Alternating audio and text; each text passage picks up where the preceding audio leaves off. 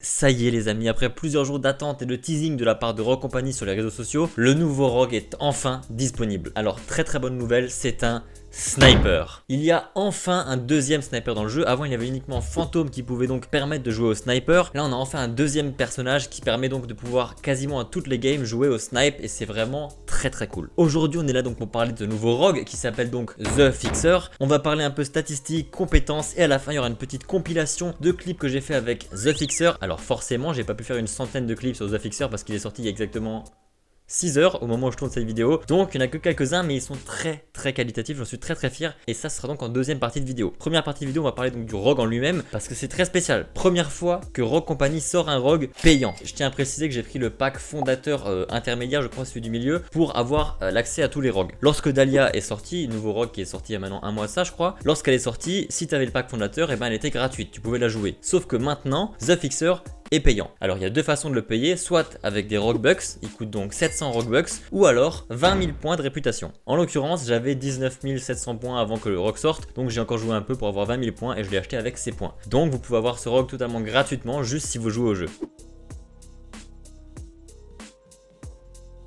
Parlons maintenant armes. La première arme est donc la Tyr, qui est le fusil de précision basique. Il est excellent, il est très bien. Par contre, il a seulement 2 balles dans le chargeur. Au niveau des dégâts, il fait donc 70 dégâts dans le corps et 125 dans la tête. Comme je l'ai dit, il a donc 2 balles dans le chargeur, mais il a une cadence de tir de 3,8, ce qui permet donc d'enchaîner assez rapidement 2 balles. Donc si on fait hit marker à 70, on peut très rapidement enchaîner avec une deuxième balle et donc mettre KO. Et ça, c'est plutôt cool. La deuxième arme, c'est la D3DI. C'est également un fusil de précision, mais cette fois-ci automatique, avec une cadence de tir de 3,2 et 36 de dégâts. Parlons maintenant passif et compétences. Pour ce qui est du passif, lorsque vous tirez avec vos armes sur les ennemis, ça les ralentit. Et pour ce qui est de la compétence, vous avez la vision thermique. Alors non, spoiler, vous ne voyez pas à travers les murs. Mais par contre, si un ennemi est juste derrière le mur, on voit très légèrement une orbe jaune, ce qui signifie qu'il est là. C'est pareil lorsqu'il est caché derrière un muret, on voit une petite orbe jaune au niveau de sa tête, ce qui signifie qu'il est là, mais on peut pas le toucher. On va maintenant passer aux ressources, ou autrement dit atouts. Je vous les affiche maintenant à l'écran. Alors je vais pas débriefer sur chacun d'entre eux un après l'autre parce qu'il y en a beaucoup et ça sert pas à grand chose.